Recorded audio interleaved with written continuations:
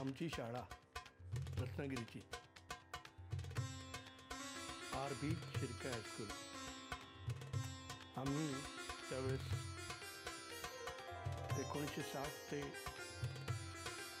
70च्या आसपास त्या शाळेतले विद्यार्थी. असं सर्वांच्या मते ठरलं की स्नेहसंमेलन म्हणजे गेट टुगेदर करायचं. त्यासाठी 20 आणि 21 जानेवारी 24 हे दिवस ठरले. त्यात सामील झालेले सर्व विद्यार्थीगण म्हणजे तुम्हाला एकेकांची नावं सांगतो. दीपक कुलकर्णी, प्रकाश बोरकर, श्रीकांत तेंडुलकर, सिराज काझी, मोहन बागवे, राजकुमार प्रधान, नारायण अंगणे, संतोष कदरेकर, शेषकुमार सावंत, गुरुनाथ देशपांडे प्रमोद, अशोक शिंदे, अशोक लांजेकर, श्रीकांत वैद्य, गीता वैद्य, कला शिंदे प्राची, स्नेहल देशपांडे, वृंदा कुलकर्णी, प्रतिभा वाकनीस, रंजना अंगणे, जा देव, सुमंगला राज्याध्यक्ष अशी एकूण 21 जण आम्ही गेट टुगेदरला जायचं सुरू केलं. ठरवलं त्याचे माशाचे तलाव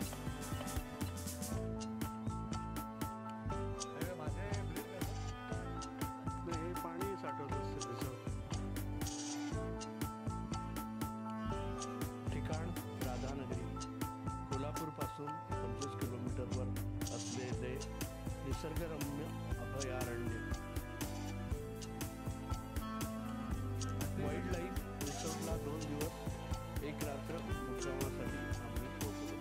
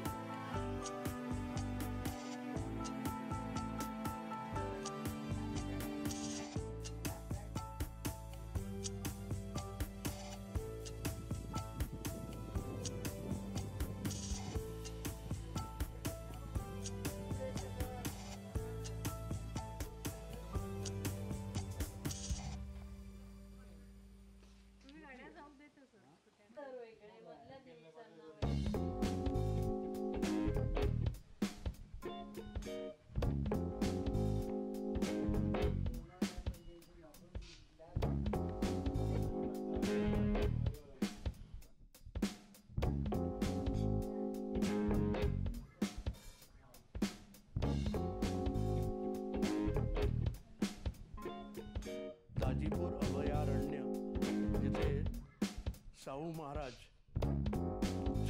शिकार करण्यासाठी जात असत, त्याच पाऊल वाटेवर आता ब्रह्मंतीसाठी रस्ता केला आहे. तर मित्रांनो, जवळजवळ 30 सप्टेंबर 23 पासून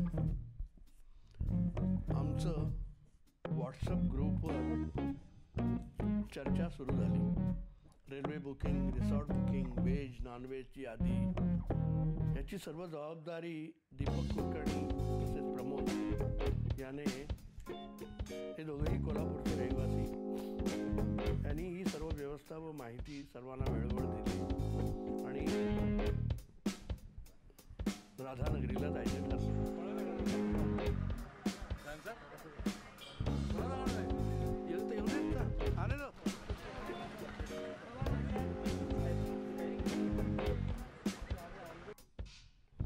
दीपक, संतोष, राजी यांनी सर्वांना एकत्र आणण्याचा प्रयत्न केला. मागच्या वेळेला कोण कोण नाही आले त्यांना विशेष आग्रह केला.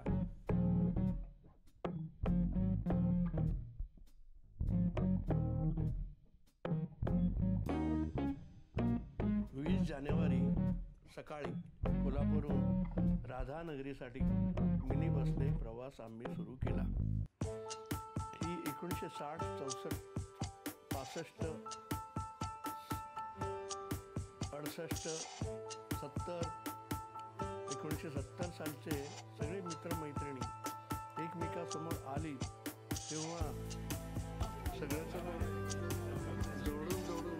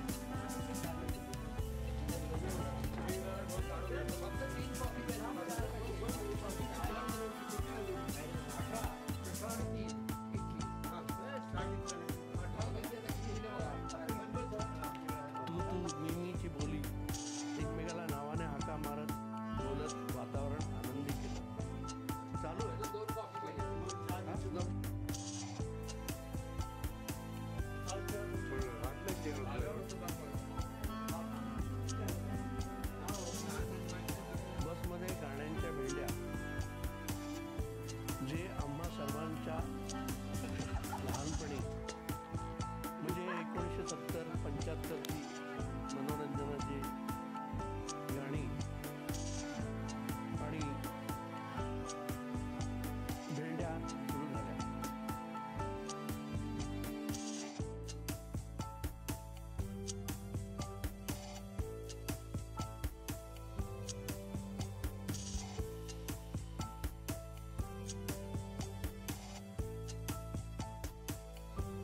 आमच्यामध्ये रत्नागिरीकर, कोल्हापूरकर, मुंबईकर होते. मग काय विचारता, मजाच मजा. आम्ही कोल्हापूर, आम्ही मुंबई, आम्ही रत्नागिरी असं करत करत घरून निघाल्यापासून राधानगरीला पोहोचेपर्यंत जे काही अडथळे आले त्याचे वर्णन सुरू झाले. कोणाच्या गाडीची चावी अडकली, नंतर कसे बसे इतर गाड्यातून ॲडजस्ट होऊन पोहोचणे वगैरे वगैरे केला. त्या दिवशी बटरफ्लाय, हत्तीमहल, राधानगरी डॅम. हा डॅम शाहू महाराजांनी 100 वर्षापूर्वी बांधला. हे राधानगरी धरण गोदावरी नदीवर 41,000 हेक्टर शेतीला पाणी पुरवठा करते. श्रीकांत तेंडुलकर, शिवकुमार, राजकुमारने स्वरचित भक्तिगीत म्हटले, विनोद सांगितले, सुष्मिताने सुरुवात केली, स्नेहल, प्राची,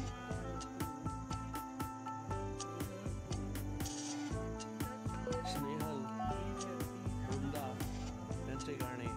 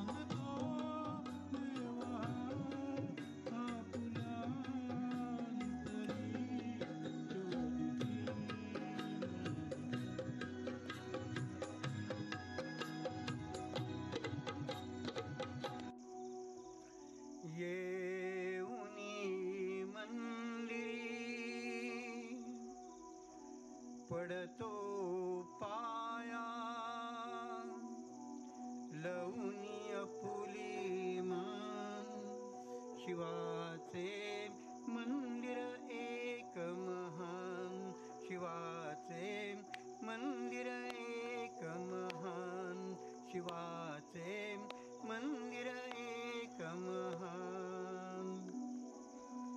येऊनी मंदिरी पडतो पाया, येऊनी मंदिरी पडतो पाया, लवनीय फुली मान.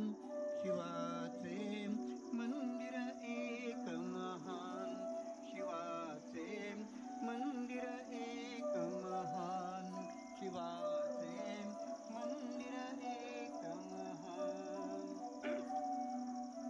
सुरेल सुंदर घंटानाद, सुरेल सुंदर घंटानाद, मधुर गीतांची त्याला साद, मधुर गीतांची त्याला साद. मनते रमते छान, मनते रमते छान. शिवाचे मंदिर एक महान, शिवाचे मंदिर एक महान, शिवाचे मंदिर एक महान. शिवपूजेला बेल फुले, शिवपूजेला बेल फुले, सभोवताली राजसबाळे, सभोवताली राजसबाळे. देती सुंदरतान, देती सुंदरतान. शिवाचे मंदिर एक महान, शिवाचे मंदिर एक महान, शिवाचे मंदिर एक महान. अभिषेकाची अपूर्वाईती, अभिषेकाची अपूर्वाईती, सकला देई दिव्य प्रचिती, सकला देई दिव्य प्रचिती. ठेवणी लयती लहान, ठेवणी लयती लहान. शिवाचे मंदिर एक महान, शिवाचे मंदिर एक महान, शिवाचे मंदिर एक महान. शुभ्र निर्मल सुंदरताती, शुभ्र निर्मल सुंदरताती, अपुल्या नयनी दिव्य भासती, अपुल्या नयनी दिव्य भासती. दावी स्वर्ग अभियान, दावी स्वर्ग अभियान. शिवाचे मंदिर एक महान, शिवाचे मंदिर एक महान, शिवाचे मंदिर एक महान. येऊनी मंदिरी पडतो पाया, येऊनी मंदिरी पडतो पाया, लवनीय फुली मान. शिवाचे मंदिर एक महान, शिवाचे मंदिर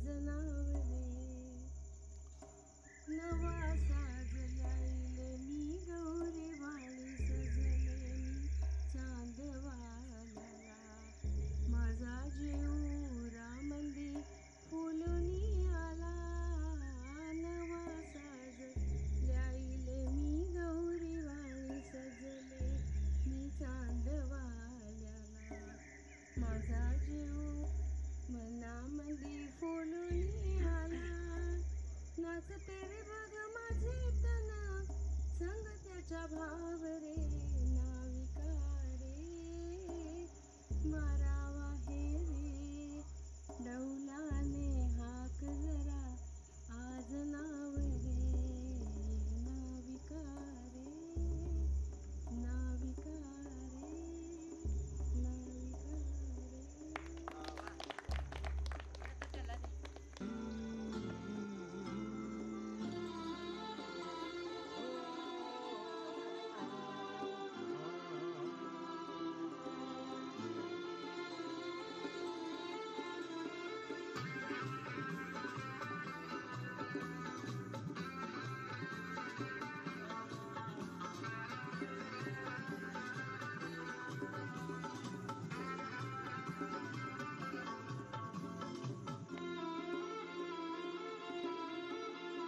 सोचेंगे तुम्हें प्यार करके नहीं सोचेंगे तुम्हें प्यार करके नहीं ये दिल बेकरार करके नहीं ख्वाबों में छुपाया तुमको यादों में बसाया तुमको यादों में बसाया तुमको ख्वाबों में छुपाया तुमको मिलोगे हमें तुम जन्म कहीं ना कहीं ओ,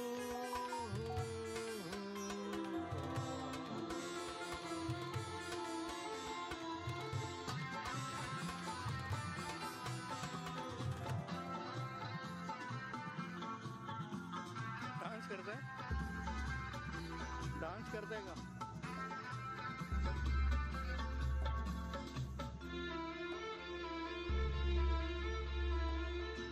सोचेंगे तुम्हें प्यार करके नहीं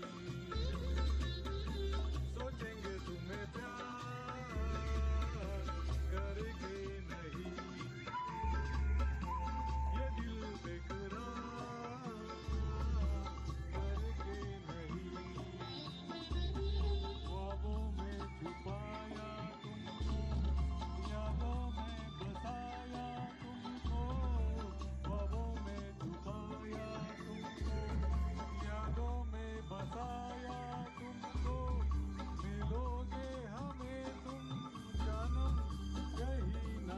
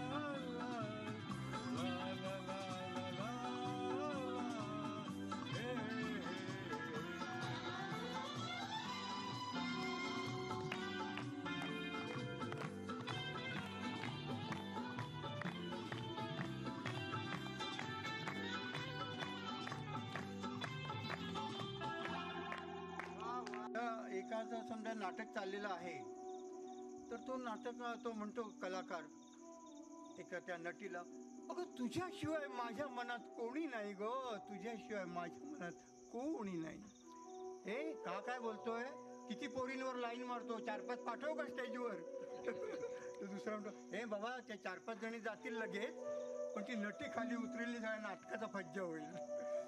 असे हा एक मोबा साळवी आपल्या खूप मराठीचे आवडते सर, त्यांनी हा जो विनोद सांगितला तुम्ही सांगतो तुम्हाला. एक कलाकार नाटकामध्ये काम करता करता आपला पुढचा डायलॉग विसरून जातो. हिचं वाक्य तो रिपीट करतो आणि आठवायचा प्रयत्न करतो. अरे बघा, ते आधीचं वाक्य असतं, हा कशाचा परिणाम, तो या साईडला जातो, हा कशाचा परिणाम या साईडला जातो, हा कशाचा परिणाम, प्रॉम्प्टर असेल कदाचित, हा कशाचा परिणाम, प्रेक्षकातून आवाज येतो, हा पाठ न करण्याचा परिणाम.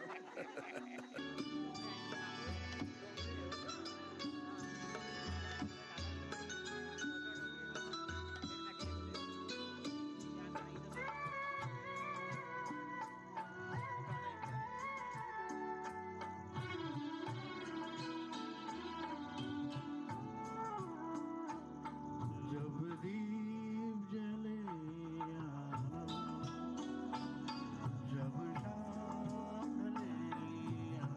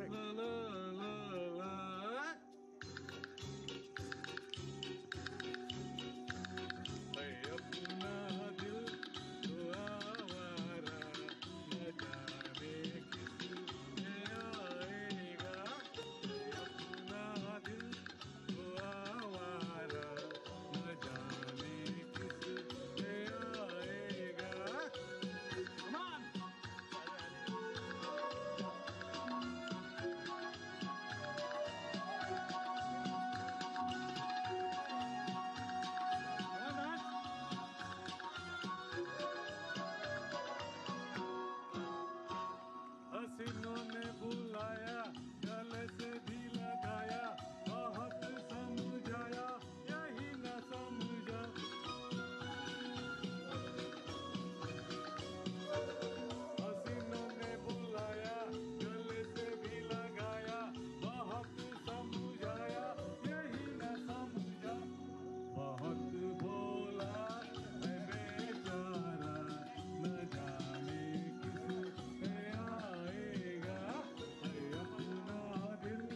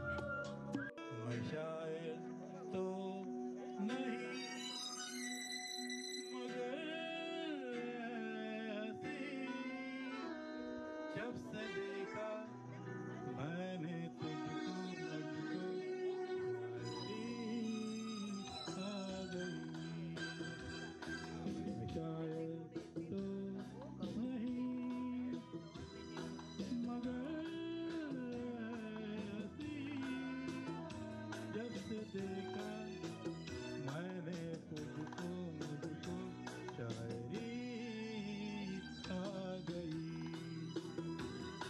मैं आशिक तो नहीं मगर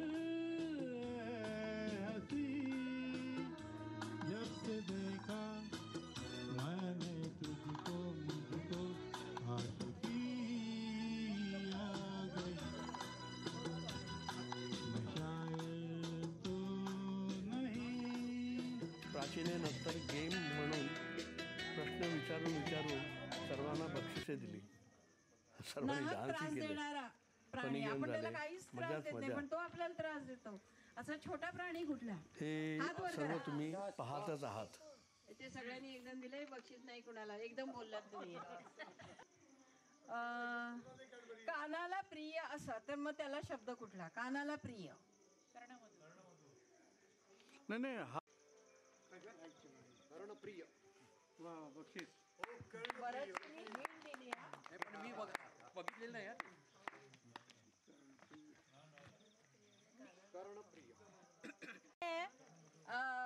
आपल्याकडे ना कीर्तनकार आहेत. मग ते सामाजिक कीर्तनकार आहेत सांस्कृतिक कीर्तनकार आहेत किंवा आध्यात्मिक आहेत. तर हे वाक्य ते कुठल्या कीर्तनकारांनी म्हटलेलं आहे. परंतु आत्ता हे खूप महत्वाचं आहे. ते ठराविक लोकांना येणारच आहे पण जो हात वरती करून बोलेल त्यालाच. या या या या बसा आमच्या बोकांडी. हे कोण म्हणतं आपल्या कीर्तनात कुणी म्हणत इंदोरीकर महाराज. ते तुम्हाला खरं यायला मी ऍक्शन केलं यायला पाहिजे होतं तरी पण ते तितकं डोक्यात येणार नाही. सांगते तुकाराम महाराज वरती गेले असं दाखवलं मी तुम्हाला. वरती गेला तो परत आला नाही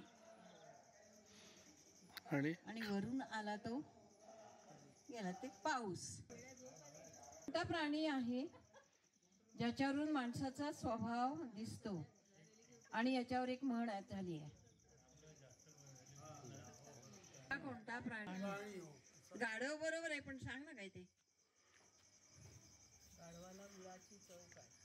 हा बरोबर आहे पण याच्यावर स्वभाव नाही ना दिसत. स्वभाव पण दिसतो नाही असं नाही. बरोबर आहे. चल वीणा तुझं बरोबर आहे बक्षीस देते तुला. थांब. जुळी भावंड येस म्हणजे तो येईल बहुतेक सगळ्यांना. ऐका उभा राहिला तो बसला नाही गेला तो आला नाही. परत बघा याच्यात एक उत्तर आहे ते सोपं आहे म्हणजे ते तुम्ही आता एका प्रश्नातनं मगाशी आलेलं आहे.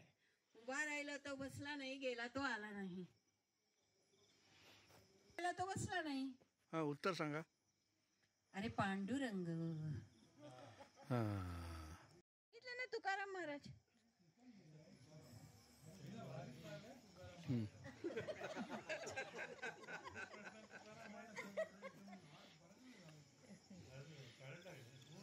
ह्याचं उत्तर मला हवं ते द्या.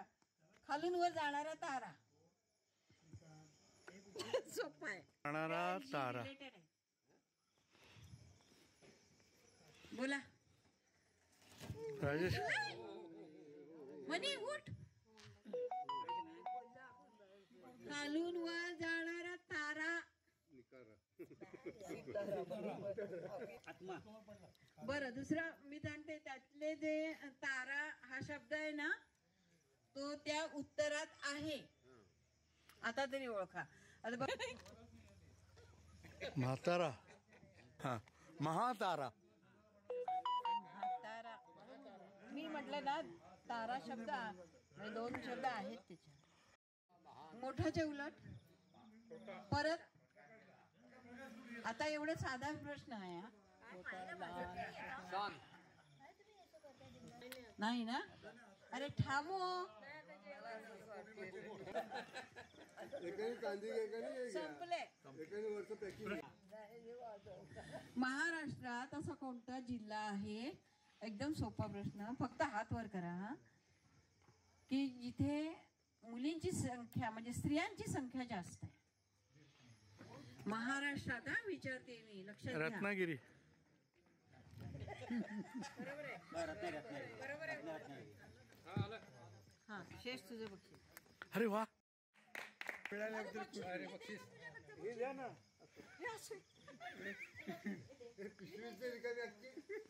पिशवी द्या, पिशवी भरलेली आहे. अरे त्याचा विचारायचं कोण काढतच नाही. हे बक्षीस घे. चल, कोणाचे असते देऊ?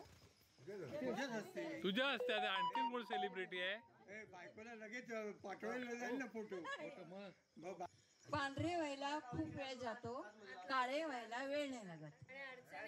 बघ सांगितलं तुला ना येतं. कोणी सांगितलं? मग बक्षीस दिलेलं आहे. खूप छान प्रार्थना आहे ती. पाहिजे तर मी पिक्चरचं नाव सांगते. आणि त्यावेळेला आपल्याकडे खूप म्हणजे ती गाजलेली होती आणि ऑफिस शाळेत मधून आपण म्हणायचं. तर ती कोणती येते तर सांगा, नाही तर मी पिक्चरचं नाव सांगते. खरा तो एकच नाही, हिंदी. येस, एक नंबर. तुम्ही हो माता पिता तुम्ही. आणि ती सिरियल एका मुलाभोवती जास्त होती. तर आणि ती हिंदी होती. हिंदी होती. हा बरोबर. तर ती चुकलं. कोणती?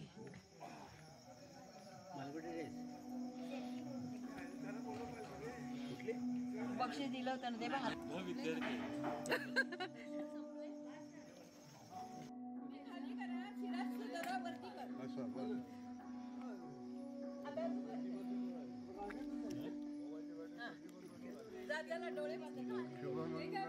डोळे पुढे ठेवून सुद्धा नाही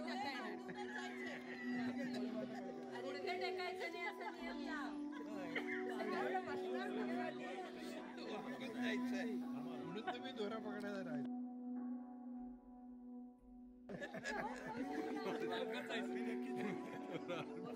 त्याला डोळे बांधायची गरज नाही, उद्या ठेवून पण नाही जाता येणार. ठीक आहे. अरे डोळे बांधायचे हे साठी आहे. इकडून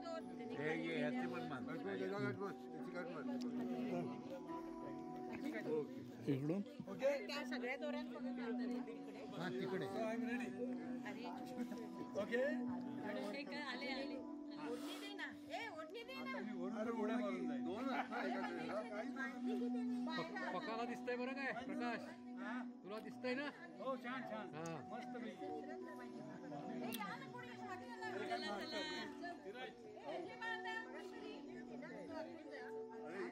दोन ग्लास धरा.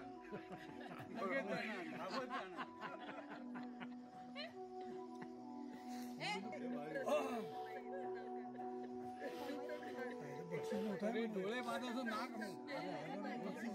घुसमटलो. रेडी. डोळे उडायचे नाही. प्रकाशचं तोंड इकडे. रेडी, सुरू. अरे सिराज जरा प्रकाश आहे ना लेफ्टला वळा. प्रकाश डाव्या बाजूला वळायचं थोडं. रेडी. एक 1 2 3 म्हणते मी. 1 2 3.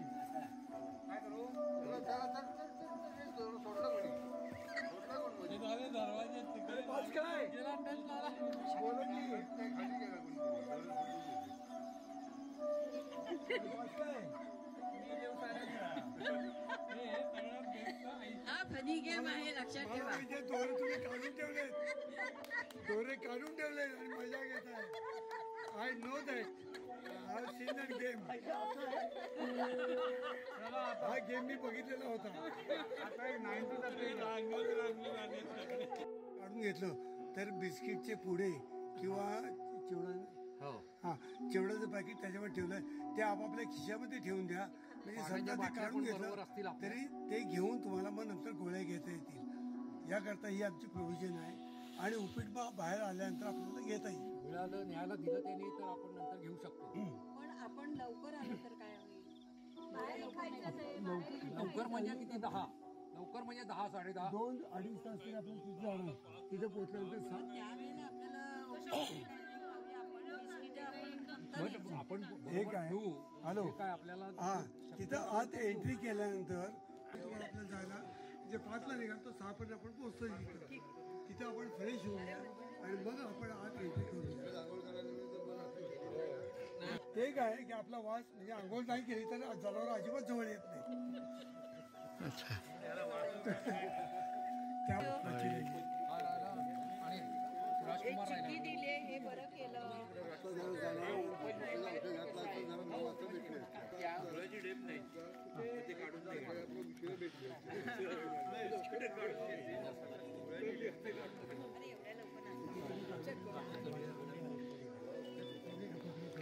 तरच मिळेल भेटणार कोण भेटलाच तर. सकाळी लवकर गेलात तरच भेटणार, नाहीतर संध्याकाळी आता जसं फुलपाखरू बघायला गेलो आणि कोण भेटलं नाही तसं होणार ते. होय म्हणूनच ते बघायला जायचं. अरे पुण्यात उभा असला तरी दिसणार नाही. आपण तर चालत जायचं नाही आहे, जीप्स आहेत. तर सकाळी तेवढ्यासाठी आज जरा आता लवकरात लवकर आवरून आपण जेवण वगैरे करून लवकर झोपू, म्हणजे सकाळी लवकर उठता येईल. हा एक भाग. आणि आता उद्याला जे काही प्रवासात आपल्याला तिथं आतमध्ये काही घेऊन जाता येणार नाही म्हणून असं सांगितलं, असं समजतंय. आपण स्पेशल रिक्वेस्ट करू आपण त्यांना, पण तरीसुद्धा तिथले नियम नक्की काय आहेत आपल्याला माहिती नाही आहे. पण आपल्याला सकाळी 5 वाजता नाश्ता देतो, पण 5 वाजता नाश्ता मला नाही वाटत आपल्यापैकी कोण करू शकेल. त्यामुळे ते बरोबर आपल्या बरोबर देतील. ते जीपमध्ये राहील, पण तिथं आतमध्ये अलाउड नाही असं समजलं. पाण्याच्या बाटल्या पण अलाउड करत नाही. तर आपण हे बरोबर सगळं ठेवणार आहोत. आपण तुम्हाला पिशव्या देतोय, त्यातले आपल्याला जे काही लागणार ते आपापल्या त्या वस्तू घ्या. प्रवास गोळाची देख सोडून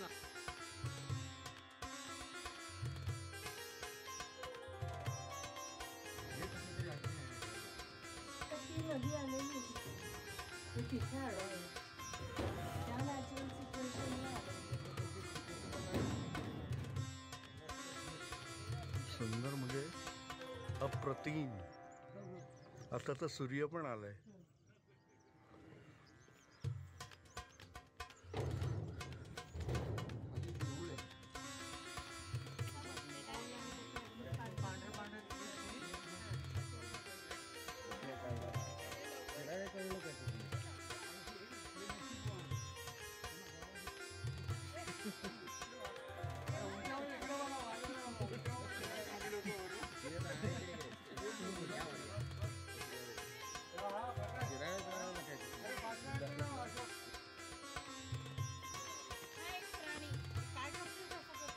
हे दाजीपूर अभयारण्य 351 चौरस किलोमीटर भटकंतीसाठी सुसज्ज आहे. हे निसर्गरम्य ठिकाण सह्याद्रीच्या कुशीत आहे. जंगली जनावरे, पक्षी, औषधी वनस्पती, फुलपाखरे, काय काय म्हणून सांगू. सगळे प्राणी, इथल्या संपन्न विविधतेचे संपूर्ण दर्शन घेण्याचा आजचा दिवस म्हणजे मला वाटतं आपल्या सुखी जीवनातला आणखीन एक सुखमय दिवस. तर ही सर्व तुम्ही दृश्य पाहिलीतच.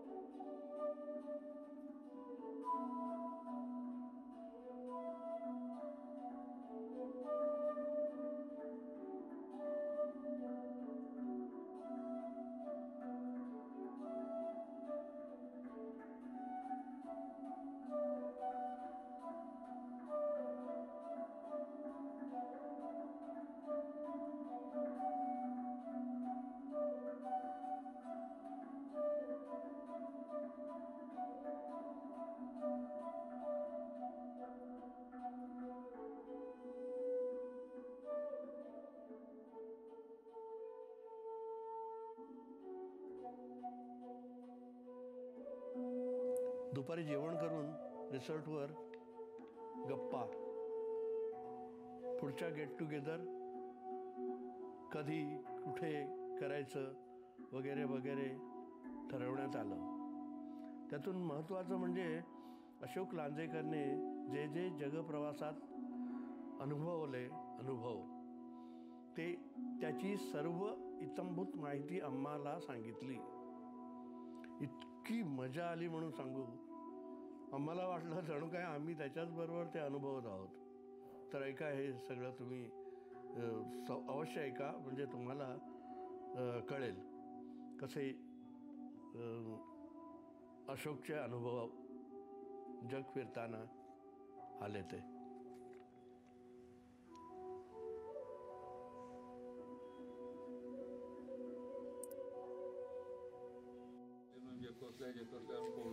पोलंड,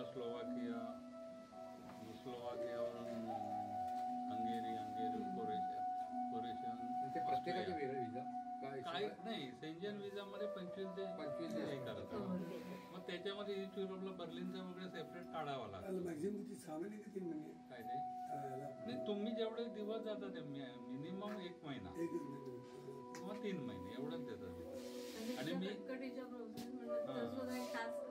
नाही ते पण वेस्ट युरोपमध्ये सगळे लंडन, पॅरिस, बेल्जियम, इटली असे सगळे मोठ्या हे येतात कंट्रीज आहेत. मी ईस्ट युरोपची तुम्हाला सांगतो. ईस्ट युरोपची सुरुवात मी केली, इथून मी गेलो इस्तंबूलला. इस्तंबूलहून मी बर्लिनला गेलो. बर्लिन ईस्ट जर्मनीमध्ये आहे. तुम्हाला माहिती आहे बर्लिन वॉलबद्दल ऐकलं असं. ते साधारण 13 ऑगस्ट 1961 साली बांधली. आणि ती त्यांनी वॉल अशी बांधली की म्हणजे मेन सिटीमधनं वॉल बांधली. त्यामुळे काय होतं, अर्धी लोक घरातली ह्या एका बाजूला जायची. ती त्यांनी वॉल का बांधली त्यावेळेला, की जर्मनीमधले लोक म्हणजे नाझींच्या बाजूचे होते. आणि वेस्ट जर्मनीची तेव्हा बॉन म्हणून त्याची कॅपिटल होती. तर ती इथली माणसं तिकडे जाऊ नयेत म्हणून त्यांनी वॉल बांधली. मध्ये माझ्या मते 154 किलोमीटर लांबीची वॉल सिटीमध्ये बांधली. तर त्याच्यामुळे जर्मनीचे 2 भाग झाले. मला वाटतं बांधली त्यांनी 13 ऑगस्ट 1961. आणि ती नंतर तुम्हाला माहिती आहे की साधारण 9 नोव्हेंबर 1989ला पाडली गेली ती. आता जर्मनी दोन्ही एक झाल्या. पण ती जेव्हा वॉल तिथून गेली त्यावेळेला म्हणजे घरातली माणसांना सुद्धा एकाला इकडे आणि एकाला तिकडे ठेवायला लागला.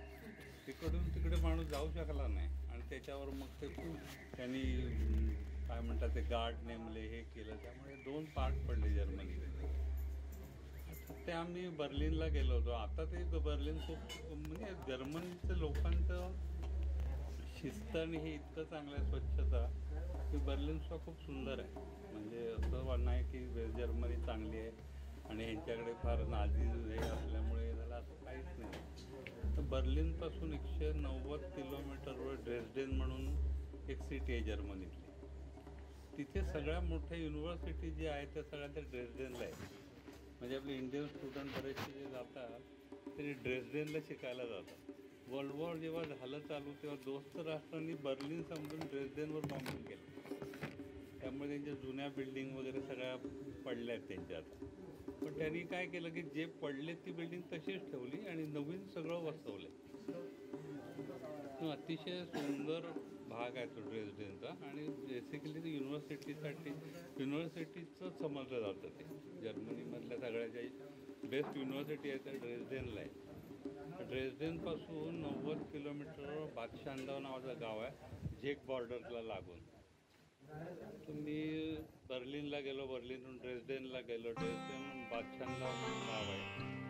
तिथे सेक्शन स्वित्झर्लंड नॅशनल पार्क आहे. तो पार्ट म्हणजे मला वाटतं ग्रँड कॅनियन वगैरे जर कोणी बघितलं असेल तर बॅल्सम स्टोनपासून तयार झालेला आहे. तर तो त्याचे असे मोठे मोठे तोटे आणि फॉर्मेशन झाले त्याच्यावर पावसामुळे पाणी जाऊन तर तो भाग असा खूप उंचावर आहे. तिथून आपल्याला खाली उतरत खालच्या गावामध्ये जावं लागतं. तर तुम्हाला बादशांगावच्या त्या सेक्शन स्वित्झर्लंड पार्क आहे तिथे आणून सोडतात वरती. तिथून मग तुम्ही जवळजवळ 800-900 पायऱ्या उतरून जायचं काही हे करायला.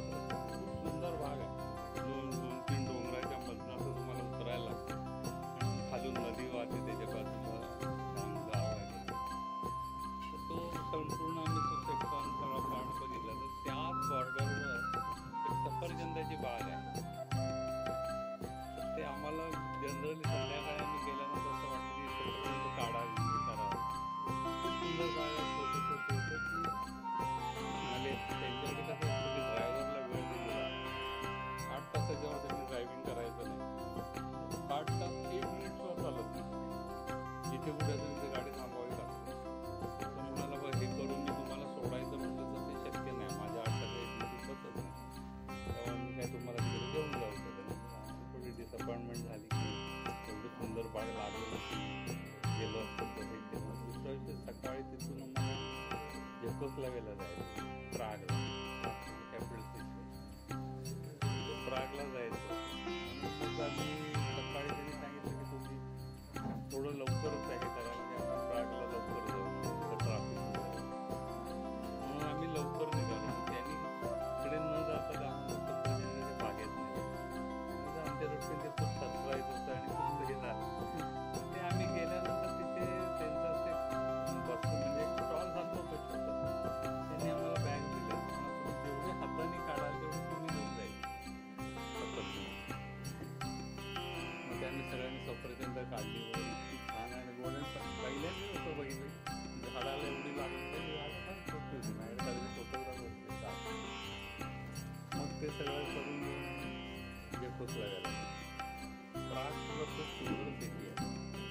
तिथे ते ब्रिजला आपण म्हणतो की आपल्याकडे इंडियन लोकांकडे अंधश्रद्धा आहे, तसं नाही, त्यांच्याकडे ती खूप आहे. त्यांच्या त्या ब्रिजला चावी लावून कुलूप लावायचं, मग आपल्या मनात इच्छा पुरत आणि चावी त्या नदीत टाकायची. तर ते सगळं त्यांच्याकडे, त्यामुळे तो ब्रिज सगळा चाव्याने भरलेलाच आहे कुलपाने. म्हणजे एक दोन म्हणजे हजारो लाखो लोकांनी कुलपं लावली तिथे. त्यामुळे पाणी किंवा नाणं तुम्ही टाकलं तर तुम्ही परत येऊ शकता. आणि ह्यांनी म्हणजे फॉर्च्युनेटली मी आधी टाकलं होतं तिथे नाणं, मी परत तिकडेच गेलो. म्हणजे असं नाही झालं की हां योगा. कारण त्यावेळेला काय झालं होतं, मला 14ला गेलो होतो ईस्ट युरोपला, तेव्हा बर्लिन त्याच्यानंतर जेकोस्लोवाकिया वगैरे मी सगळं फिरलो होतो.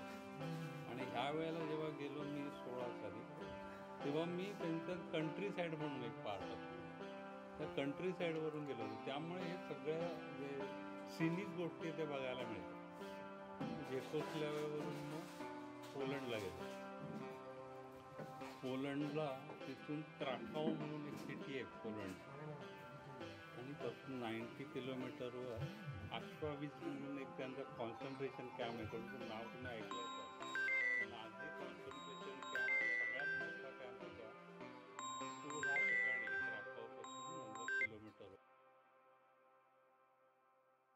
ग्रीसवरून ट्रेननी घेऊन यायची त्यांना. त्या पोलंडचा जो भाग ह्यांचा होता तो सोडून, म्हणजे जर्मनीचा नाझी लोकांचा सगळ्यात मोठा जो कॅम्प होता तो हा ऑश्विट्झ जो म्हणतो मी कॅम्प, हा सगळ्यात मोठा कॉन्सन्ट्रेशन कॅम्प आहे. जवळपास 15 लाख जूंना तिथे मारलं आहे. आणि मग ते सगळ्यांची नावं लिहिली, त्यामुळे ते सगळे इस्रायलमध्ये सगळे लोक नातेवाईक नावं करतात. आणि काही लोक ढासळतात, रडतात. आजूबाजूला कोण शांतपणे आजूबाजूला वातावरण हे आहे ना की म्हणजे आपला काही संबंध नसताना सुद्धा आपल्याला कल्पना येतं की काय झालं, ते कसे मारले, ते त्याची कॉमेंट्री करतात. त्यांना आंघोळीला वगैरे नेऊन सगळे तिथे कपडे काढून घेऊन एकाला सगळ्यांना ठेवलं आणि आता तुम्हाला प्रत्येकाला करायचं बिल्डिंग वरती आपण म्हणतो ना हे वाटतं वरती होतो त्याची खडे टाकायचे आणि त्या खड्यामध्ये गॅस व्हायचं, गॅस तयार होत झालं की 15 मिनिटांनी सगळी माणसं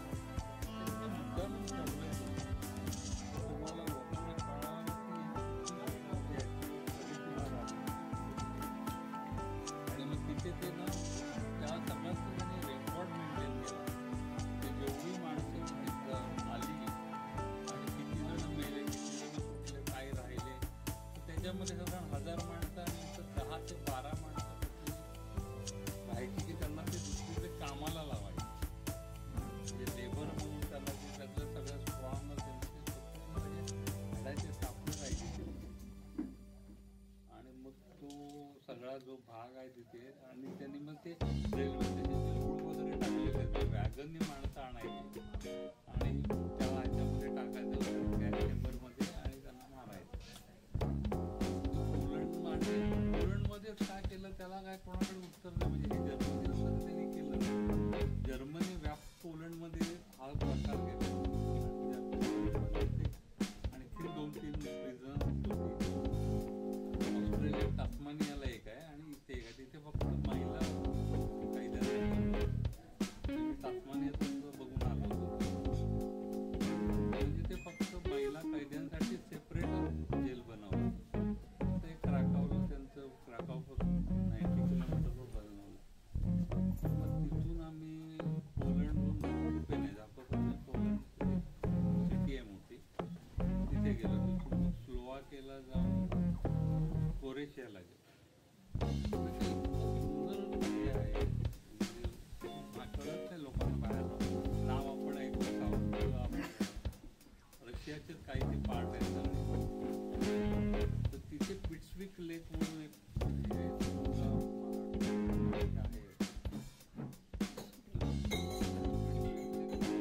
12 लेक एकावर एक. एकाचं पाणी दुसऱ्या ह्याच्यात पडतं आणि जवळपास 10 ते 12 किलोमीटर फिरायला वॉकवे बांधतात. एवढं वॉकवे आहे ना की तुम्ही जाताना पाणी असतं, त्याच्यामधून तुम्ही जातात. मग हिरवळ आहे आणि पाणी एकदम क्रिस्टल क्लिअर असते. खूप खूप फेमस आहे. म्हणजे ते साईट पण आहे स्पेशली. त्याला आता ते प्रिझर्व केलेलं आहे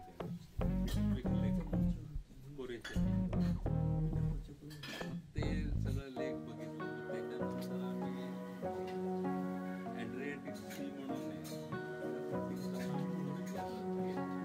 हाब्रेक म्हणून त्यांची कॅपिटल सिटी आहे. तर तिथे आपल्या महात्मा गांधींचं हे आहे. म्हणजे ते हाब्रेकला त्यांचा हे असा उपाय म्हणजे संबंध नाही असं पण आहे तिकडे. आणि इंडियाबद्दल खूप चांगलं त्यांच्याकडे हे केलं जातं. गेले असतील कदाचित. पण म्हणजे मला तर माहीत नव्हतं तिथे त्यांचं काय आहे म्हणून. ते आता रात्री फिरताना त्यांचं तो केलेलं आहे आणि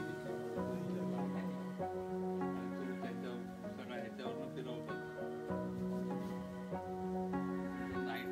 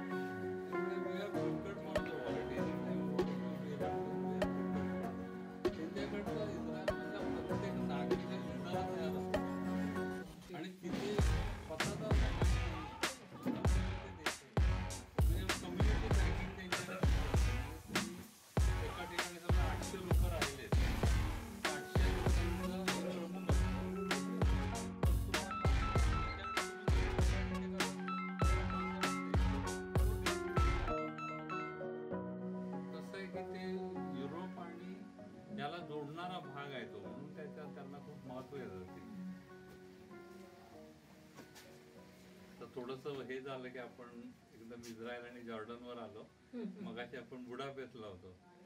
तर बुडापेस्ट ही सिटी खूप सुंदर आहे. म्हणजे ते दानुबे म्हणून त्याची रिव्हर आहे.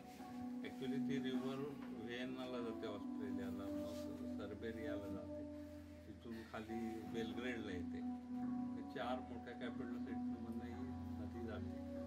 त्या नदीच्या काठावर हे बुडापेस्टची सिटी त्यांनी बसवली. इतकी सुंदर सिटी आहे, रात्रीचं ते फारच छान दिसतं. त्यानुबे रिव्हर क्रूज तुम्ही केली की ते सगळे तुम्हाला हे दाखवत, त्याच्यावर कायम लाइटिंग केलेलं असतं. खूप चांगले मोन्युमेंट्स वगैरे तिकडे आहेत. तिथून मग आम्ही हंगेरीहून ह्याला गेलो, स्लोवानियाला गेलो. स्लोवानिया म्हणजे असं नाव आपण ऐकलं असतं, फारशी त्याची काय माहिती नाही, पण खूप ब्युटिफुल आहे. स्वित्झर्लंड वगैरे जसं आपण नैसर्गिक सुंदर म्हणतो तसं ते स्लोवेनिया आहे. अतिशय सुंदर आहे. तिथे ते ब्लॅक लेक म्हणून आहे, एकदम क्रिस्टल क्लिअर वॉटर आहे. असं मैलोगंटी आहे, म्हणजे असं लेक म्हटलं की आपण साधारण म्हणणार की बाबा 2-4 किलोमीटर आहे, तसं ते 68 किलोमीटरचं लेक आहे. मग ते हे बापरे नाही. कॅनडामध्ये जर तू गेले मिशिगन लेक वगैरे वगैरे तर पॅसिफिकला आल्यासारखं वाटते. तर तो लेक 738 किलोमीटर लांब, 248 किलोमीटर रुंद आणि 1 किलोमीटर डीप आहे. जगाच्या 20% गोडं पाणी कॅनडामध्ये. कॅनडा आपल्या देशाच्या 6 पट मोठा आहे, 4 टाइम झोन आहे आणि 3 कोटी लोकसंख्या आहे.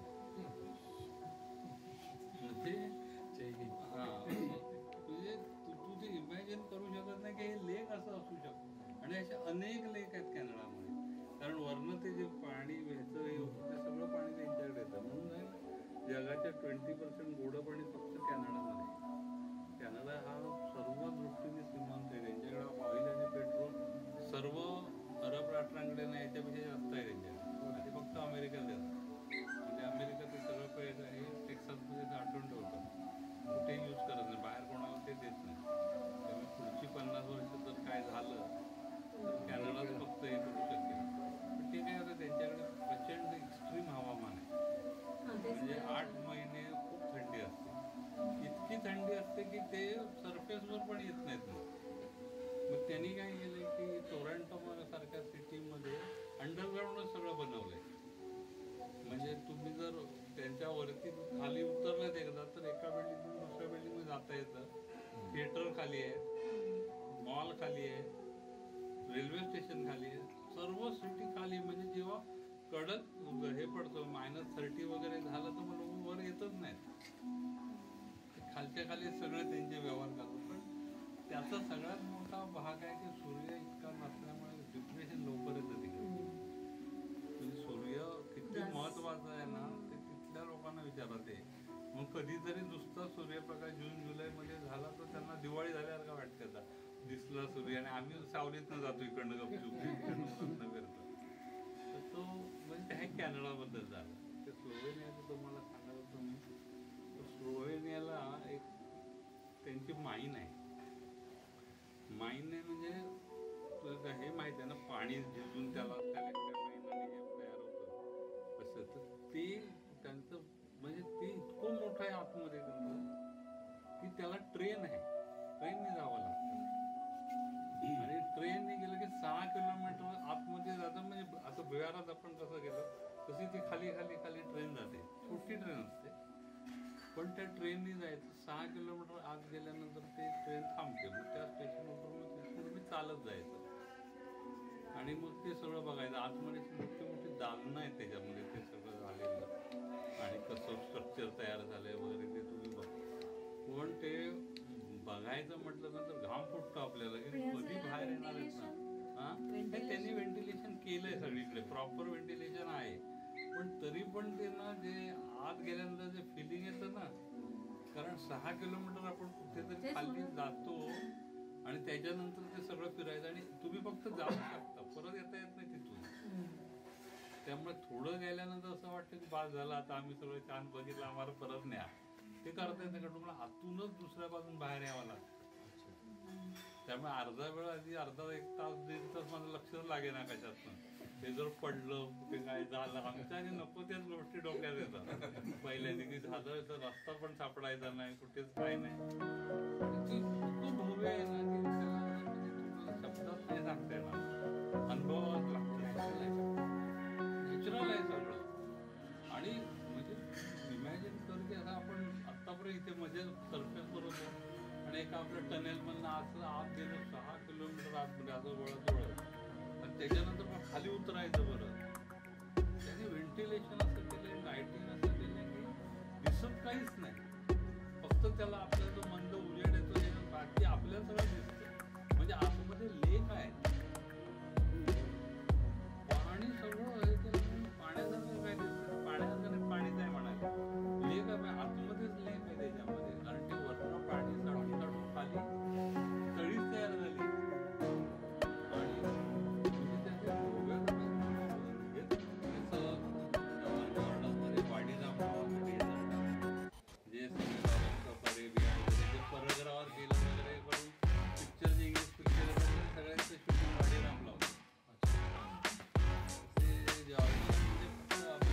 आधिपत्याखाली लोक आयुष्य करतात, अमेरिकेला सगळं जेवण खाणं सगळं तेच अमेरिका चालवतात.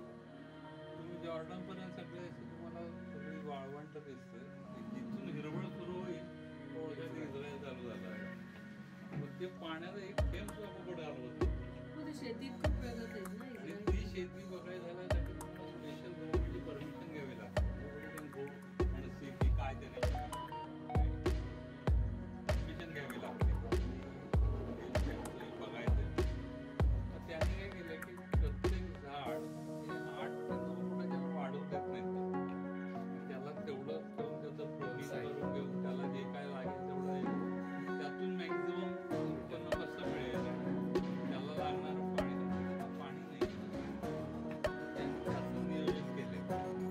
त्याच्याकडे माती पण नाही आहे वाढवाय, म्हणजे असं व्हर्टिकल गार्डन बनवतं. म्हणजे जागेची कमतरता काय करून काढतात आणि त्याला म्हणजे आपण हॉस्पिटलमध्ये गेलो तर हॉस्पिटलसारखे त्याने रॅक लावले सगळं ते बनवलं. आणि म्हणजे त्यांच्याकडे कशी सिस्टीम आहे की माझं काहीच नाही ना, मी करतो ते सगळं देशासाठी करतो. त्यामुळे ते पॅट्रियोटिझम एवढं भरलेलं आहे त्यांच्याकडे. आणि असं नाहीये की तिथे ज्यू म्हणजे कोणतरी वेगळे लोक, आफ्रिकन ज्यू सुद्धा आहे, जे जे ज्यू आहेत. त्यामुळे सगळे आपले इंडियन लोकांसारखे दिसणारे हे करणारे, पण त्यांचं हे ज्यू जगभर सगळीकडे जे त्यांचं तिथे येऊन राहत आहे, म्हणजे कंट्रीचे आपले समजतात. आता त्यांनीच ते म्हणजे पॅलेस्टाईनवरून हे झालं. ऍक्च्युली त्यांचं कसं आहे की पॅलेस्टाईनमध्ये सुद्धा काही जर करायचं असतं समाजामध्ये इस्रायल गव्हर्नमेंटची परमिशन घ्यायला लागते. कारण इस्रायल गव्हर्नमेंटकडनं त्यांना पाणी, लाईट सगळं हे प्रोव्हाइड करतात.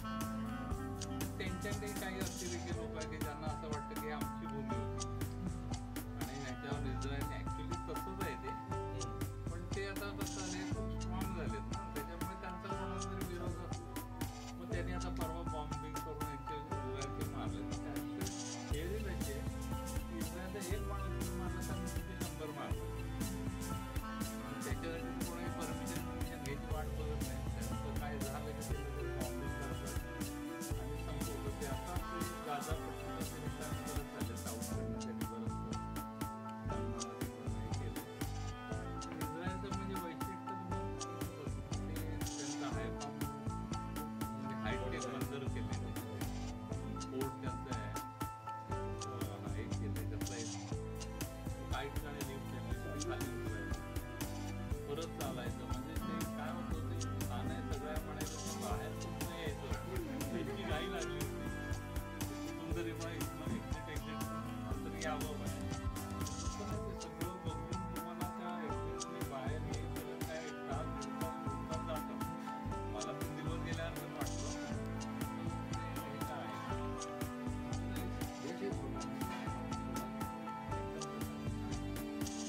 पण ते व्हिएन्नाला आणि व्हिएन्ना ऑस्ट्रियामध्ये आहे, साल्झबर्ग वगैरे सगळं तिथे. आणखी एक दुसरं हे म्हणजे सॉल्ट माईनचे लेक आहेत त्याच्याकडे, माईन्स आहेत. तर ते म्हणजे कसं आहे की आपल्याला समुद्रातनं मिळालं, सॉल्ट मिळालं. त्या लोकांना सॉल्ट माहितीच नव्हतं. मग त्यांना त्यातून मिळालेलं सॉल्ट हा रॉक सॉल्ट, आणि मग त्यांनी त्याचा मोठा धंदा केला. पोर्तुगालला पाठवायचे ते सगळं.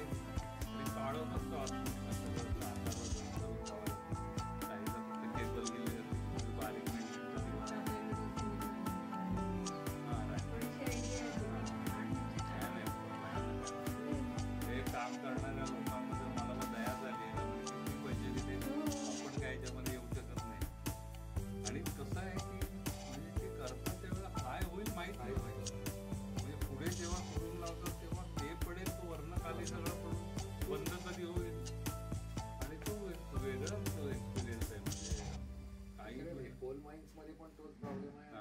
ह्याच्या सगळ्या माइन्समध्ये तेच आहे. खाली तुम्ही खोल राणीगंज सिनेमा म्हणून म्हणजे तुला माहिती आहे हे इथल्या कामगारांचा म्हणतो जेव्हा कोकण रेल्वेचे टनेल्स केले वरतीच केले तर त्यावेळेला मी पहिलं जेव्हा त्यांचं ब्लास्टिंग झालं तेव्हा ते चिठ्ठीवरून मी पण गेलो होतो. ब्लास्टिंग होऊन साधारण 12 तास झाले किंवा 8 तास येत आणि म्हणजे ब्लास्टिंग केलं गॅस बाहेर यावं तुम्ही जाऊ शकत 12 तासांनी मी गेलो तर 25 पावलं झाल्यावर मला गुदमरल्यावर झालं मी आता जातो परत मला नाही हे जमत तर इथे 4 तासांनी लेबरला 8 पाठवतात. ब्लास्टिंग झाल्यानंतर 4 तास लागले. आमच्याकडे 100 लेबर होते पडून आले नाही म्हणाले पैसे दिले तरी काम आश्चर्य म्हणजे ते करणारं मराठी माणूस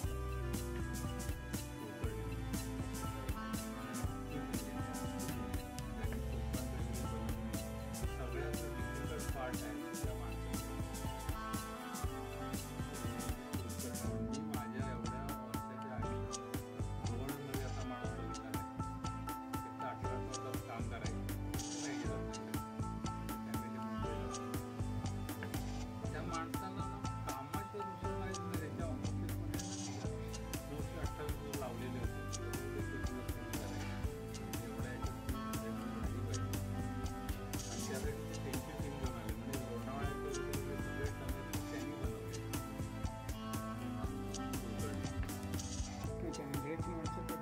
नाही आंध्राची माणसं कॉन्ट्रॅक्टर म्हणजे ते आता सगळ्या टनेलचं काम ज्याला दिलं ना ती माणसं आणायची. मग त्याला आमच्यामध्ये नेहमी सांगते स्थानिक माणसं का तुम्ही घेत नाही बाहेर त्यांना का घेता म्हणा म्हणाला की तुम्ही स्थानिक माणसं लावतो काम करतो. तशी 100-150 माणसं लावली कामाला 4 जण पळून आले ते नाही हे म्हणाले पैसे दिले तरी हे काम आम्ही करू देतात नाही. ते लोक लगेच मागे आले त्यांनी काय आंध्रावरून आणले आणि त्यांचं काम वगैरे सगळं सुरू केलं. पण कोकण रेल्वेचं सुद्धा आता सगळं झाल्यावर छान वाटतंय. पण कष्ट किती आहे किती कष्ट मी स्वतः डोळ्याने बघितले कारण 7 वर्ष ते ऑफिस माझ्याकडे होतं. म्हणजे श्रीधरन साहेब रात्री 11ला वगैरे आले सकाळी 4 वाजेपर्यंत मिटिंग घ्यायची. म्हणजे माझ्या तिथेच ऑफिस होतं त्यामुळे मला माहिती आहे त्यांना काय काय राहिलं. अतिशय डेडिकेटेड लोक होते सगळे कोकणमध्ये. म्हणजे त्यांच्या ह्याच्यामुळे कष्टामुळे ते झाले ना कधीच आयुष्यात जाणं नसतं. तिथे गाडीच जायची नाही तिथे तर पुढे जाऊन काम करायला लागायचं म्हणजे आधी तो रस्ता बनवायचा तिथे जाण्यापूर्वी.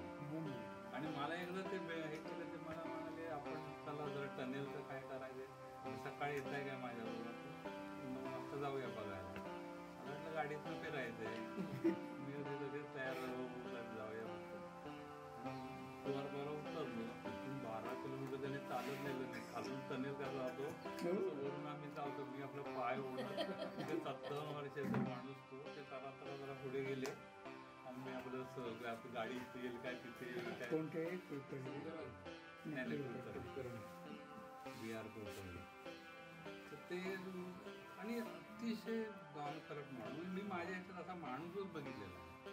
त्यांचा तो वाट म्हणून त्यांचा एक हे होता ऑफिस तर तो म्हणायचा की साहेबांच्या गाडीतनं 30 वर्षात घरातली माणसं बसली नाहीत काही. ते चीफ इंजिनियर होते त्याच्याकडे 50 गाड्या होत्या त्या सगळ्या गाड्या बंद करून ते चालत जायचे आणि डेप्युटी मागणं गाडी घेऊन यायची. काय पुढे जातो पुढे पण कोण जायचं एकदा ऑफिसात बसून मग आम्ही जातो म्हणायचं. त्यांच्या मुलीचं लग्न झालं मग ते गेलो आणि मग ते जेव्हा आले इकडे तेव्हा त्यांच्या जावं गाडी घेऊन गणपतीपुळ्याला गेला. जॉनबर्ग इंटरव्ह्यू राहिलं ना जॉनबर्ग टू केपटाऊन परत गेलो तिकडे ते त्यांना म्हटलं असं तुम्ही एक काम करा तुम्ही दुपारी 2च्या फ्लाईटने जा. तर म्हटलं मग सामान गेलं ना ते जाऊन द्या आम्ही त्याची व्यवस्था करतो अमुक काउंटरवर आहे तुम्ही हे करा दुपारी 2च्या फ्लाईटने जा. मी म्हटलं आता मी एकटा नाही जाणार आहे आणि 2 आहे मग त्या तिघांचं हे करा अरेंज. तेव्हा कसं होतं माहिती आहे काय क्रेडिट कार्ड हे करायचं नाही क्रेडिट कार्डच लागायचं. पैसे तुम्ही कॅश घेत नाही क्रेडिट कार्डच पाहिजे. म्हटलं आता बहुतेक आपल्याला ते वापरलं नव्हतं चालेल का नाही ती भीती बरोबर नशिबाने त्याने तिघांचं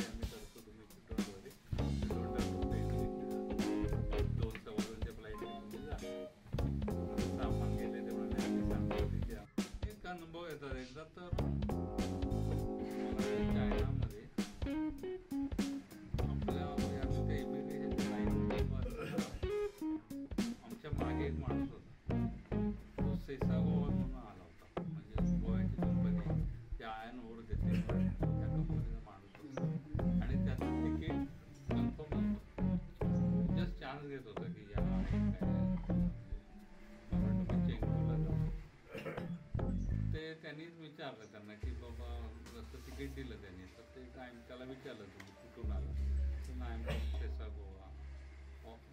for what purpose you have come to our country, to give you the iron over. हो, it's very important to our country. थांबा म्हणाला. दुसरा एक चायनीज आला, त्याला सांगितलं तुझ्या हॉटेलचा खर्च आम्ही करतो, हे करतो, 500 तुझ्या तिकीटात ह्या माणसाला जाऊन. एक माणूस तिथे करून त्या माणसाला तो because he is important to his country, त्या ह्यानी त्याला ह्याला पाठवलं, ते चायनीज माणसाला थांबवलं. म्हणजे एका माणसाला केवढी ॲथॉरिटी आहे, मला त्याचं कौतुक वाटलं. म्हणजे आमच्याकडे असं म्हणून तिकीट नाही बाजूला, उद्या जाण्याचं परवा जा, आम्हाला काय फरक पडतो, तसं नाही केलं त्यांनी. ते राहिले हा घरचा आहे त्याचा काढला, असं काय किंवा नाही. स्टेट रस्ते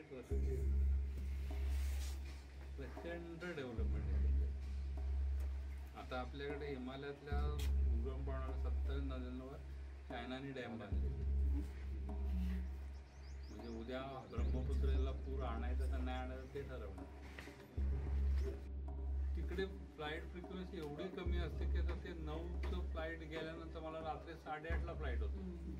तर नैरोबीचं एअरपोर्ट स्टँड बरा असा आहे, बसायला जागा नाही, काय नाही. आणि ते सगळे काळे लोक सारखेच दिसतात, ते टाय लावून फिरता ते कोण ओळखताच येत नाही. हा मगाशी पहिला, तो हा सगळे दिसतात सारखे. त्यांना मी सांगितलं की मी आता रात्र इथे बसणार कुठे 8 वाजेपर्यंत, तर तुम्ही मला ट्रान्झिटमध्ये बाहेर कुठेतरी हॉटेलची व्यवस्था करा आणि मला आणायची व्यवस्था करा. तर ते केनियन मला ठीक आहे मी करते, मला $100 द्या, मी तुमची सगळी व्यवस्था करतो, असं करतो. तर मी झालोच होतो मनातून तयार, कारण तेव्हा मी माझी बायको मुलगी तिघही होतो. म्हटलं नाही दिलं तेही म्हणे $100साठी आम्हाला एक ठेवलं तिथे म्हणून मी तयार झालो त्याला द्यायला. मग ते विचारलं, पण नंतर मला ओळखेच ना तो माणूस कोण. सारखेच दिसतात रे. मग तेवढ्यात परत ते केनियन एअरवेजच्या काउंटरवर गेलो, म्हटलं ते मला नेणार होते. तो म्हणाले आमचा माणूस नाही, केनियन एअरवेजचा माणूस नाही. तुम्ही बॅच बघितलं का, ते हे विचारलं का, म्हणाले हे मी कुठे बघू, त्याच्या तोंडाकडे बघू, मागितलं नशीब दिले नाही, गेले होते. मग त्यांना प्रॉपर ते त्यांच्या पर्सन होती, ती म्हणाली की ठीक आहे तुम्हाला मग हॉटेल तिथे गाडी नंबर सांगितला, आम्ही सांगितलं तुम्ही हॉटेलमध्ये जा. ॲक्च्युली मी गेलो हॉटेलमध्ये राहिलो, रात्रीच्या फ्लाईटने परत. एवढं नाही लक्षात आलं की मी नैरोबीला उतरलो आणि जर बाहेर गेलो तर मला येलो फिवरचं इंजेक्शन घ्यावं लागतं. कंपल्सरी रूल आहे. येलो फिवर इंजेक्शन घेतल्याशिवाय मी बाहेर पडू शकत नाही. म्हणजे जर हा प्रश्न मला त्यांनी साऊथ ह्याच्यामध्ये आफ्रिकेमध्ये विचारलं की तुम्ही घेतला नाही तर मी प्रॉब्लेममध्ये तुम्हाला ते डिपोर्ट करू शकतो.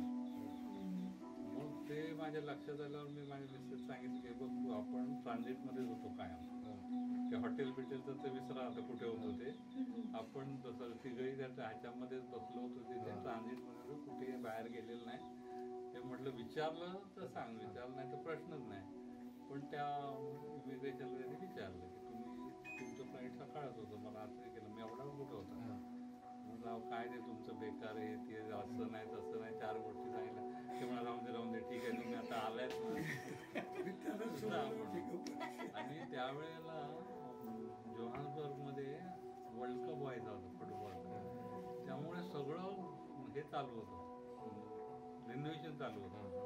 तर रात्री मी 2ला उतरलो तिथे जोहान्सबर्गच्या एअरपोर्टवर, आणि त्यांनी असं बाण काढला होता इथून जरा म्हणून म्हणून आम्ही तिघं आपलं त्या बाण बॅगा हे केल्या आणि त्या बाणच्या दिशेने निघालो.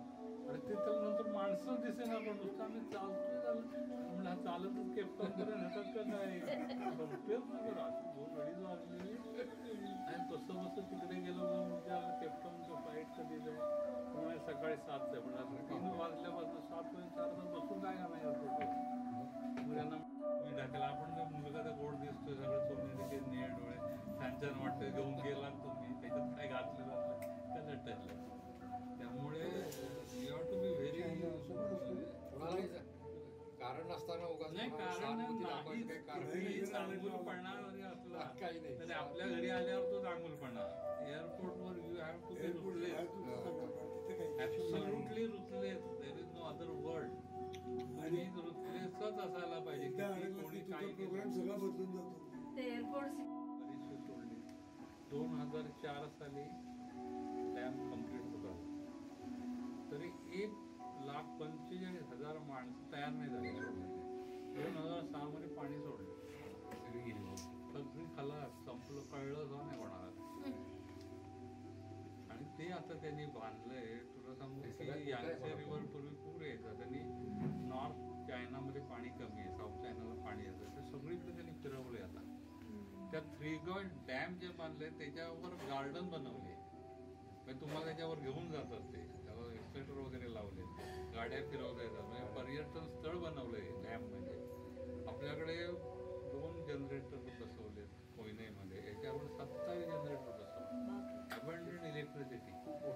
त्यामुळे त्याला काय म्हणतात ते, संध्याकाळी 6 वाजून सकाळी 6 वाजेपर्यंत सगळ्या घराला लाईटिंग, सगळ्या बिल्डिंगवर लाईटिंग बंदच नाही ते. आणि मी त्या म्हणजे यांचे रिव्हर क्रूज घेतली होती 5 दिवसाची. तर एक सिटी लागली की संपली का दुसरी सिटी, झालं मुंबई झाली, सिटी बसवल्या सगळे. आणि त्याच्या त्या क्यूब मध्ये उभं राहिलं की तुमची फुल बॉडी स्क्रीन होते. माझे सगळं स्क्रीनिंग झाल्यावर सुद्धा त्यांना संशय आला की ते बसवण्यावर समथिंग होती. मग त्याने मला थांबवलं, सगळं चेक केलं तर ते वॉलेट मी त्यांना दिले. तर त्या वॉलेटमध्ये क्रॉस कंपनीचं छोटं पेन असतं एवढं लावलेलं असतं, तर माझ्या नाही आहे, तुला दाखवलं असतं ते. तर ते पेन असतं आतमध्ये. तर ते हे मेटलचं काय आहे म्हणाल, हात लावत नाही बॉम्ब असल्यासारखे, ते घाबरतात. व्हॉट इज दिस म्हटलं, क्रॉस कंपनी त्यांचं पेन आहे, लिहून दाखवा म्हणाला. मग ते मी असं हे केलं की बाहेर येतं, मग त्यांना लिहून दाखवलं पॅडवर. तरी सुद्धा त्याला संशय, परत आत कसं जातो बघूया म्हणाला. म्हणजे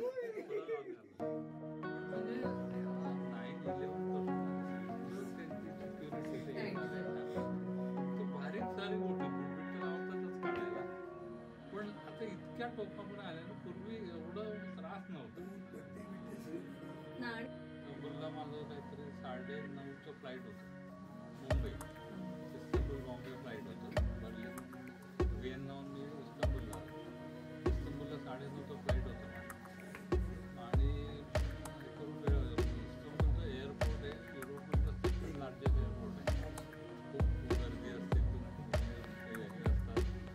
आणि मी विमानात बसलो, 10 मिनिटं गेली आणि त्याच्यावर न्यूज आली इस्तांबुल एअरपोर्टवर बॉम्बस्फोट झाला. म्हणजे त्यांनी भरलेली गाडी कुठून आतून घुसली, स्फोटक होता. हो, म्हणजे 15 मिनिटामध्ये मी वरती गेलो आणि आणि ते त्याच्यावर न्यूज आली त्यांची की आता तुला हे झालं, पुढे 405 माझं टेकऑफ झाला. मला वाटतं दिल्लीचे खाली लागले 2 बॉम्ब, ते विमान काढ्यावर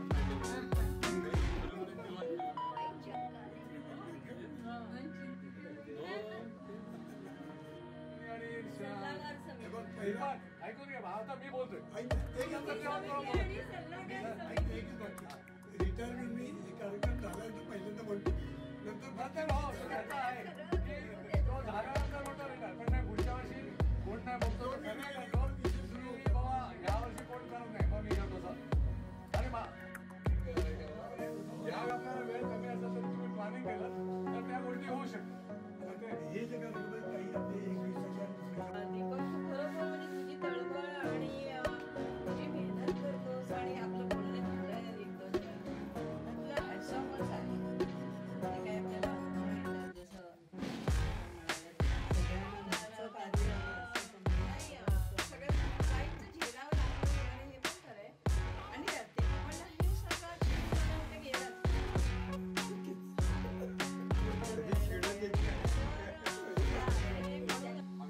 बऱ्याचशा लोकांनी आपली आम्ही घेतलेले का, पण ते काय आहे, आपण आभार मानणं वगैरे जे आहे हे आपल्याला खरं म्हणजे मला काही योग्य वाटत नाही का, कारण आपण सगळे एकत्र इतक्या महिने म्हणजे या पिरियडचा खरं म्हणजे उत्सुकतेनं वाट बघणारी पण आपली काही याच्यातले नक्कीच लोक आहेत सगळे. काही लोकांना आणि या बाबतीत याचा पेशन्स दांडगा आहे, एवढा माझाही नाही आहे, कारण हा फॉलो भरपूर घेतो. जवळ कोण येत नाही त्याच्या मागं त्याला 10 वेळा फोन करतो. हे सगळ्यांनी मान्य केलं असेल किंवा करावं लागेल लोकांना. आणि मी बघितलंय स्वतः. मानगुटीवर बसतो. हा, मानगुटीवर बसतो, लिटरली मानगुटीवर बसतो त्याच्या. आणि त्याच्याकडनं तो हो म्हणूनच मग वैशाख बाई मला इतकी म्हणत, तू म्हणजे माझ्या मानगुटीवर बसलास, पण तू बसलास म्हणून माझं गगन मावळा. खरीच लोकांची यायची पण इच्छा असते. मग तेही तिथे बोलून टाकतो. शैला कालवे मी आहोत तर तुझा फोन आला होता ना शैला कालवे. नाही पण हा आपला दिवस गेट टुगेदरचा आला कधी आणि संपला कधी त्या 2 दिवसाच्या गडबड कळत नाही आपल्याला. काय या बाबतीत काय कुणाची काय गैरसोय वगैरे झाली असेल झाली असेल तर ते विसरून जा. विसरून जावा. ते तेवढ्या पुरतं होतात काही गोष्टी अरे कुठे काही असेल असेल तर तर जोर तर आहे. कोणी किती म्हणत नाही. कारण जेवढं काय आम्हाला करता येणं काही होतं तेवढं आम्ही करायचा प्रयत्न केला. माझ्यावर राग वाढवला फक्त माझ्या तिकडे संपर्क तोडून टाकला होता. कोणी दीपक मी येणार नाही म्हणून. नाही तू ते तिकडे जाणार होता मला हे बोललं होतं मला काही यायला शक्य नाही. तू कुठे मस्कर कुठे जायचं मला पण नाही सांगितलं. हा तुला म्हणजे आदर्श आहे खरं. जायचं बघ. होय का? गीताने पण डान्स करायला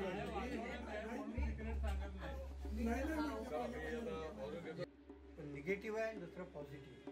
तो पॉझिटिव्ह फार महत्वाचा आहे. साठी संपली म्हणून मी अगदी निराश झालो. साठी संपली म्हणून मी अगदी निराश झालो. आता आपण संपलो असे सांगू लागलो. आता आपण संपलो असे सांगू.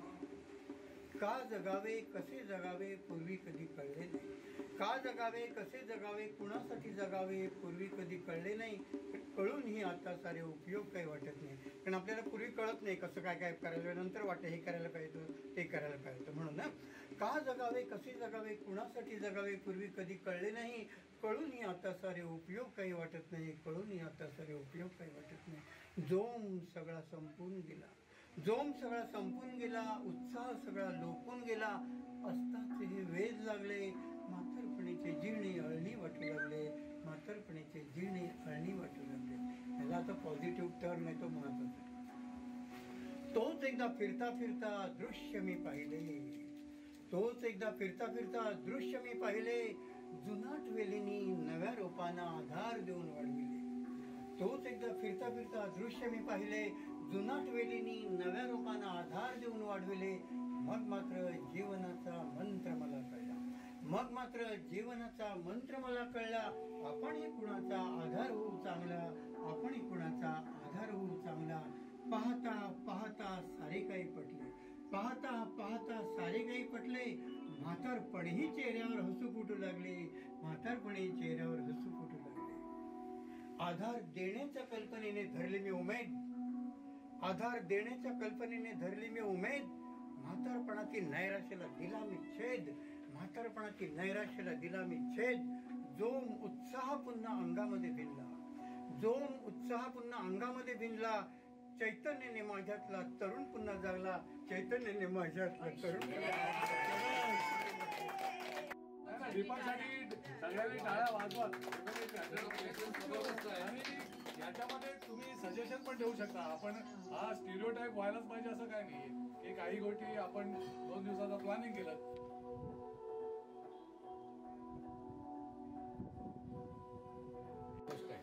तर आम्ही सगळ्यांनी रत्नागिरीकर तुमची वाट बघू आणि जास्तीत जास्त चांगलं करण्याचा प्रयत्न करू. तुमच्या सोयी सपोर्ट राहील आम्हाला काय काम. फक्त मी हे म्हणजे बोलायचं नाही हे पण बोलते. रत्नागिरीला आमचे महागाई खूप आहे त्यामुळे त्यातल्या त्यात आम्ही तुम्हाला रिजनेबल देण्याचा प्रयत्न करू. तर छान करू तुम्हाला मजा वाटेल असं. आपल्याला दरवर्षी काही स्वतंत्रपणे प्रवास करू. हे जे आयोजन केलं दीपक कुलकर्णीचे खूप खूप आभार की त्यांनी एवढी आपला ग्रुप निर्माण केला आणि सगळं आपल्याला चालू केलं. दीपक आणि प्रमोद यांनी हे सगळं आयोजन सुंदर आयोजन केलं. तर ते आमच्या वर्गातली एक इनामदार म्हणून माझ्या सुनील सुरे म्हणून मित्राने आमचा ग्रुप बनवला आणि त्यावेळी त्यांनी एक मुलीचा फोटो दाखवला. ही मुलगी कोण एवढी म्हातारी का त्याला काय कळतच नाही म्हटलं एवढं नीट. तर ती म्हणे ही अशी ज्योत्स्ना इनामदार म्हणून मुलगी आहे. आणि त्याच मुलीने फक्त शालेय निरोप समारंभाचा फोटो तिच्याकडेच फक्त ठेवलेला होता. तो तिने नंतर ग्रुपवर टाकला. तर त्यावेळी माझ्या मनात कल्पना आली की आपण आरशामध्ये तर रोज तसेच दिसतो, आपण काय मी एकदम चांगलं आहे, मी स्वतःवर खूप आणि एवढी म्हातारी झाली. तर त्यावेळी मी ती कविता केली, जरा गमतीशीर आहे आणि एक वास्तववादी आहे. ऐका. शाळेतील मुलगी 46 वर्षांनी समोरती आली. शाळेतील मुलगी 46 वर्षांनी समोरती आली. तिला पाहुणी स्मृती माझी अगदी स्तंभित हो झाली. तिला पाहुणी स्मृती माझी अगदी स्तंभित हो झाली. हसरी खेळती नाजूकशी ती मनामध्ये होती. हसरी खेळती नाजूकशी ती मनामध्ये होती. त्या मनामध्ये होती म्हणजे काय आम्ही काय लाईन मारत नव्हतो, आमच्या काही बोलू पहिली 5वी ते 8वी मुलीशी एकही शब्द बोललो नाही. ते वास्तव तुम्हालाही माहिती आहे. असो, हसरी खेळती नाजूकशी ती मनामध्ये होती. आता तर समोर माझ्या वृद्धा उभी होती. आता तर समोर माझ्या वृद्धा उभी होती. गोष्टीची एका खुशी मला जरूरती होती. गोष्टीची एका खुशी मला जरूरती होती. आयुष्यातील छबी माझी रोज अगदी तशीच तर होती. आयुष्यातील छबी माझी रोज अगदी तशीच तर होती. पण मी स्वतःवर अगदी खुश आहे. तेव्हा तिने पण गंमत केली. जपून ठेविलेला एक फोटो तिने मला दाविला. जपून ठेविलेला एक फोटो तिने मला दाविला. शालेय निरोपाचा तो फोटो मी न्याहाळून पाहिला. शालेय निरोपाचा तो फोटो मी न्याहाळून पाहिला. छोटासा मी गोंडच होतो किती जावळधारी. छोटासा मी गोंडच होतो किती जावळधारी. आरशातील छबी माझी होती टक्कलधारी. आरशातील छबी माझी होती टक्कलधारी. हसून तिने म्हटले, तिला एक जाणवले ना, हसून तिने म्हटले तुझ्यातील बदल आहे किती न्यारा. हसून तिने म्हटले तुझ्यातील बदल आहे किती न्यारा. फोटो अन छबी तोलता उतरला माझा हो तोरा. फोटो अन छबी तोलता उतरला माझा हो तोरा. बाल तारुण्य वृद्धपणाचा मेळ मनी बसला आहे ना, आपल्याला तुलना होतेच ना. बाल तारुण्य वृद्धपणाचा मेळ मनी बसला. जीवन प्रवाहाचा ओघ अगदी मनामध्ये ठसला. जीवन प्रवाहाचा ओघ अगदी मनामध्ये ठसला. गांधीजींनी देशासाठी पॅन्ट सोडली, लगेच बोलायला पाहिजे पंचायतला. तसं जरा थांब तू.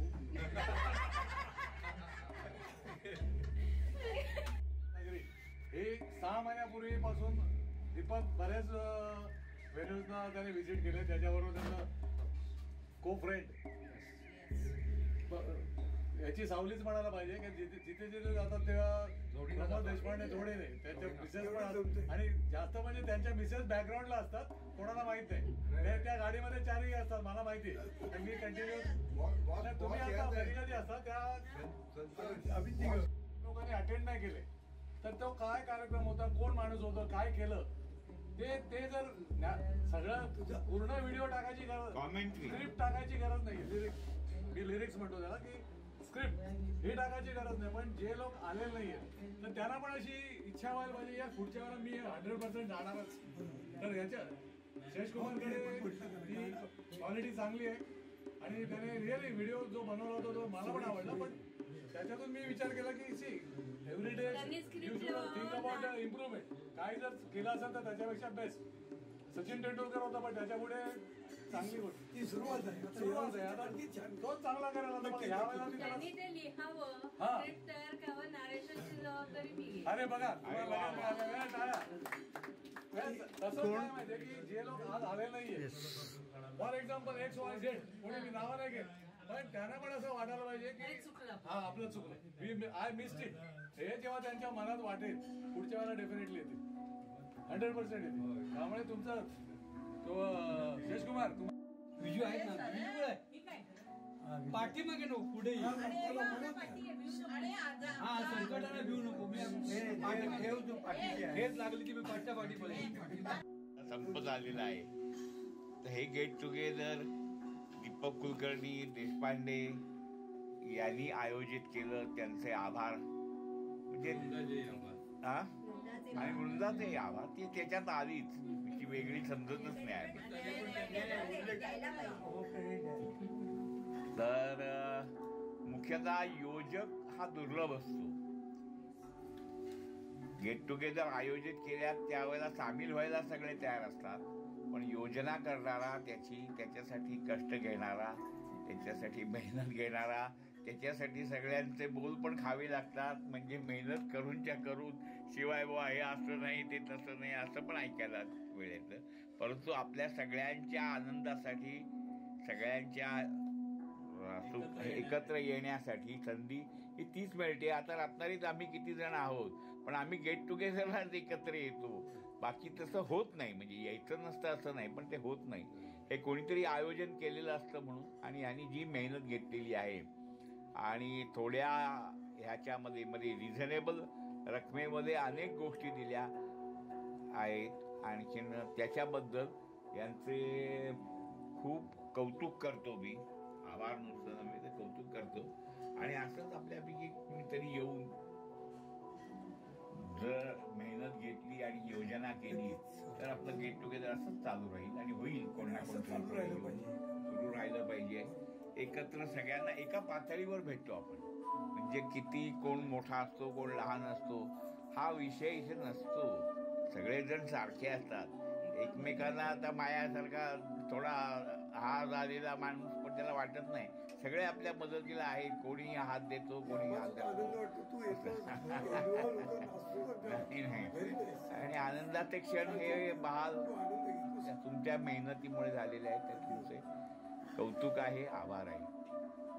वेगवेगळ्या कॉर्नरला गेलेले आहेत. काही लोक रत्नागिरीला, काही वेगवेगळ्या ठिकाणी आहे. तुम्ही रत्नागिरीहून आता झूम मीटिंग मध्ये आपण भेटलो म्हणजे की गेल्या 6 महिने दीपक आणि प्रमोद हे वेगवेगळ्या ठिकाणी जात होते आणि बाहेरचे पण डिस्कशन केलं. म्हणजे मला फक्त इन्फॉर्म करायचे की आम्ही हे बघितलं ते बघितलं, म्हणजे स्क्रुटिनाइज करत होते.